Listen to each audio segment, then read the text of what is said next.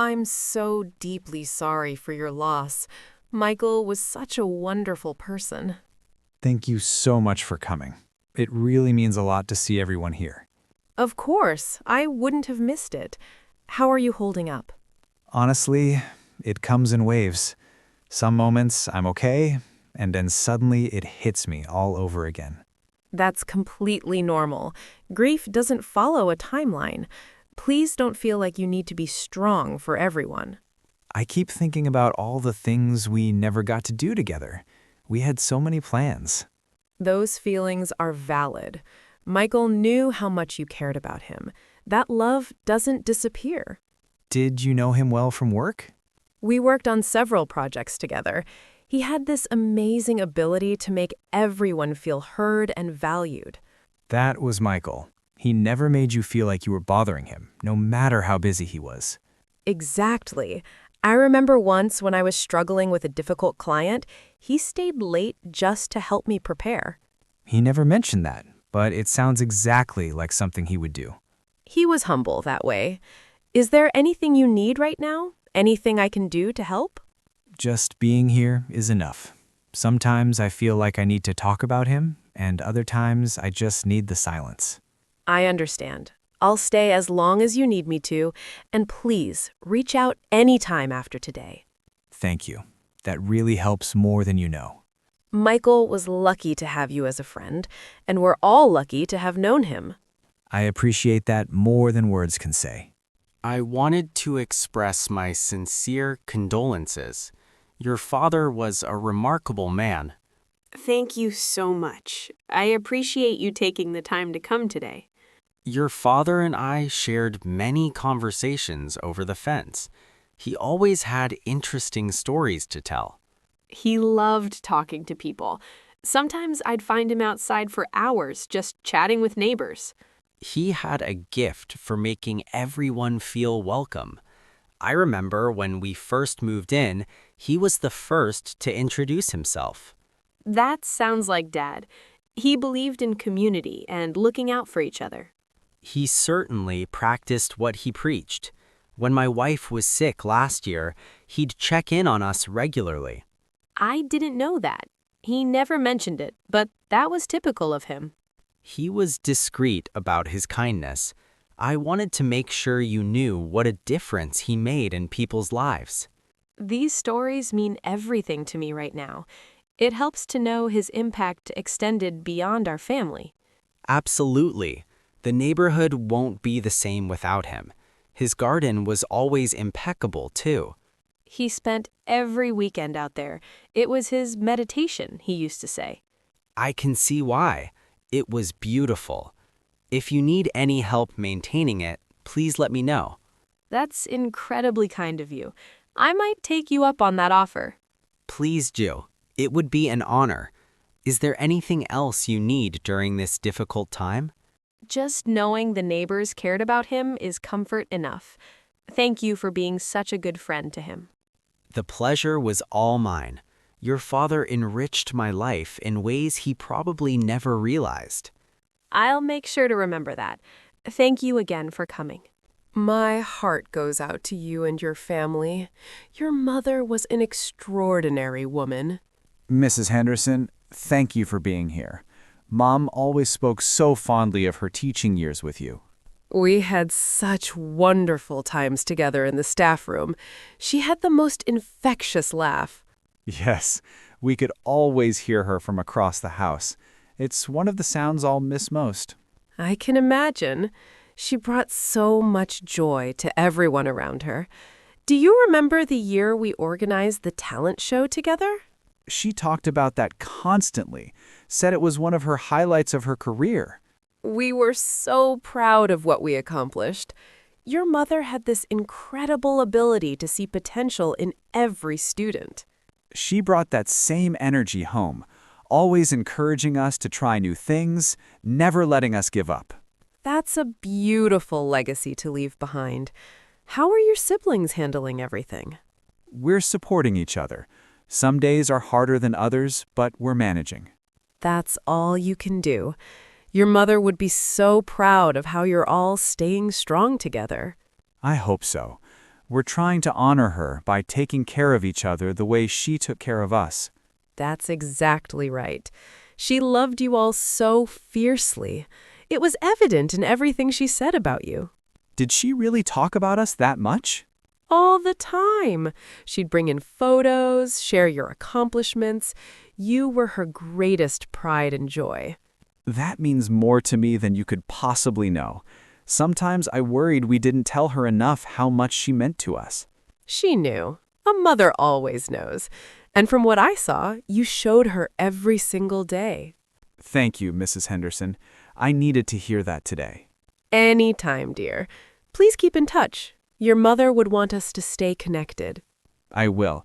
Thank you for being such a wonderful friend to her all these years. Sarah, I don't even have the words. I'm just so incredibly sorry. David, thank you for coming all this way. It means so much to have family here. Are you kidding? There's nowhere else I would be. How are you really doing? Honestly, I am exhausted.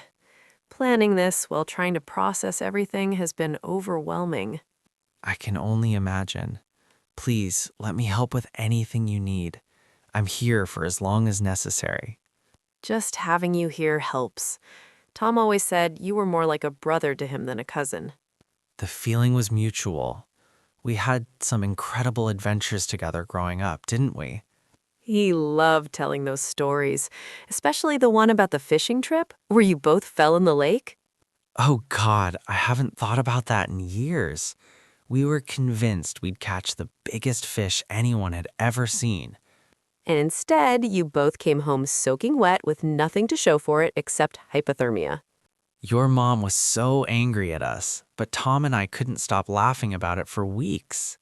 He never lost that sense of humor. Even during the hardest moments, he'd find something to laugh about. That's what I admired most about him, his resilience, his optimism. He faced everything with such grace. I keep trying to channel that strength, but it's so hard without him here. You don't have to be strong all the time, Sarah. That's what we're all here for, to help carry this burden. I know, but there are moments when I feel like I need to hold it together for everyone else. Tom wouldn't want that. He'd want you to grieve, to feel everything, and to lean on the people who love you. You're right. He always encouraged me to be authentic with my emotions. Exactly. So please, let us help. You don't have to go through this alone. Thank you, David. Having you here reminds me that Tom's spirit lives on in all of you who loved him. Always. He's part of all of us now, and we'll make sure his memory stays alive. James, I'm so terribly sorry about Lisa. This is absolutely heartbreaking. Thank you for coming, Rachel. Lisa always considered you one of her closest friends. She was mine, too. We went through so much together over the years. I still can't believe she's gone. Neither can I. Every morning I wake up and for a split second I forget, and then reality crashes back in. That must be unbearable. How are your parents coping with losing her? They're devastated, as you can imagine. Losing a child, no matter the age, it's unnatural. It's not supposed to happen this way. No, it's not. Lisa was always so full of life, so vibrant. I keep expecting her to walk through the door. Me too. The house feels empty without her energy. She had this way of lighting up every room she entered. Absolutely.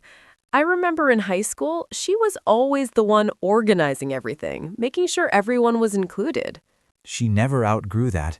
Even as an adult, she was constantly bringing people together, creating connections. That's so true. Just last month, she organized a reunion for our old group. We had such an amazing time. I'm glad you got that time with her. She mentioned how much fun she had that night. Did she? I'm so grateful for that memory now. We talked for hours, just like we used to. Those moments are precious. Hold on to them. They'll help you through the difficult days ahead. I will. James, is there anything I can do for you or your family? Anything at all? Just keep sharing your memories of her. It helps to know how many lives she touched. She touched countless lives. Everyone who knew Lisa was better for it. That's a beautiful way to put it. Thank you for saying that. It's the truth. And James, please don't hesitate to reach out if you need someone to talk to. I appreciate that more than you know. Sometimes talking to someone outside the immediate family helps. I'm always here. Lisa would want us to support each other through this. She would. That was always her way, making sure everyone was taken care of. My dear, I want you to know that your grandfather's spirit lives on in the love he gave to everyone here. Thank you, Pastor Williams. I'm just having such a hard time accepting that he's really gone. That's completely understandable. Grief is a journey, not a destination. There's no rush to reach acceptance. Everyone keeps telling me he lived a long, full life, but that doesn't make it hurt any less. No, it doesn't. The length of someone's life doesn't diminish the depth of our loss when they're gone. Exactly. I feel like people expect me to be okay because he was 92, but I'm not okay. You have every right to feel exactly what you're feeling. Your grief is valid regardless of his age. Grandpa was my best friend. We talked every single day. I don't know what I'm going to do without those conversations. Those conversations shaped who you are today. His wisdom is now part of you, guiding you even in his absence. I never thought about it that way. Do you really think so? I know so. I saw the bond between you two. It was something truly special, something that transcends physical presence. He taught me so much about life, about being kind, about staying curious, no matter how old you get. And you honored him by listening, by learning, by carrying forward those lessons. That's a beautiful tribute. I want to make him proud. I want to live in a way that reflects everything he taught me. You already are. The fact that you're here, honoring his memory, celebrating his life, shows how much you've learned from him. Sometimes I worry that the pain will never go away. Is that normal? The intensity will soften over time, but the love never fades. And where there's love, there will always be some sadness at the loss. That actually makes sense. I wouldn't want to stop missing him. That would feel like forgetting him. Precisely. The missing is proof of the love. It's a sacred part of honoring someone we've lost. Thank you, Pastor Williams. Talking to you always helps me see things more clearly. I'm glad I could offer some comfort. Remember, your grandfather's love surrounds you always, even when you can't see it. I'll try to remember that, especially on the really hard days. And on those days, reach out. You don't have to carry this alone. Your community is here for you. Robert, I wanted to tell you how deeply sorry I am about Jennifer.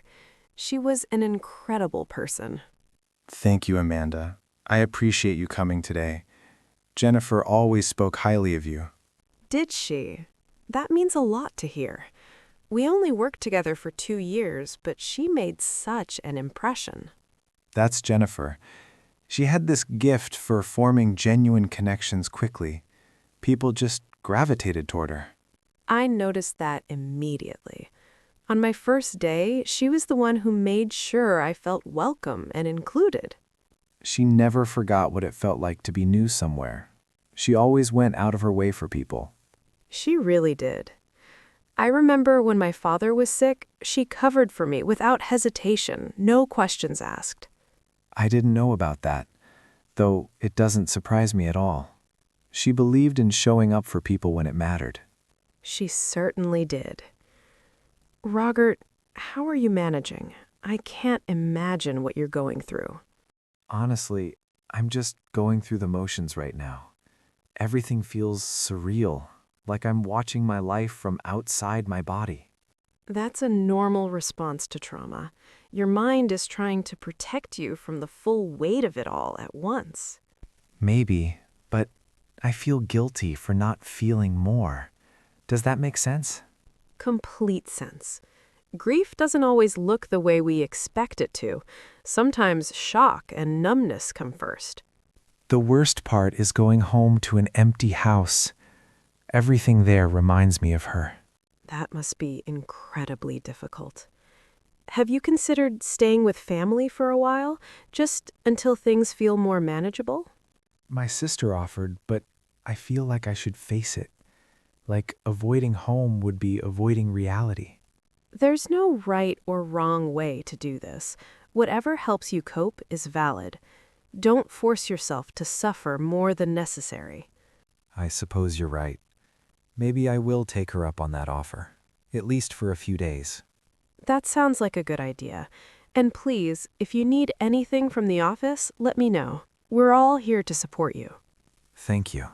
Everyone has been so kind. It helps to know that Jennifer was loved by so many people. She absolutely was.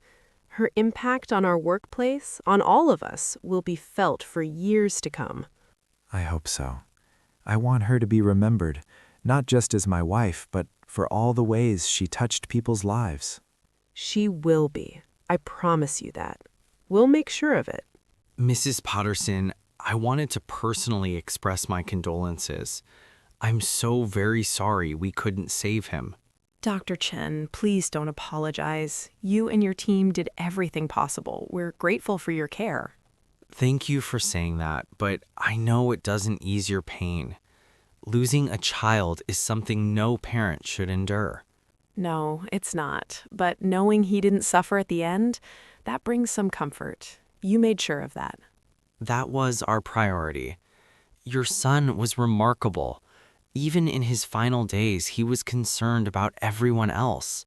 That was Marcus, always thinking of others before himself. Did he talk much in those last days? He did. He talked about his childhood, about you and your husband, about the adventures you had as a family.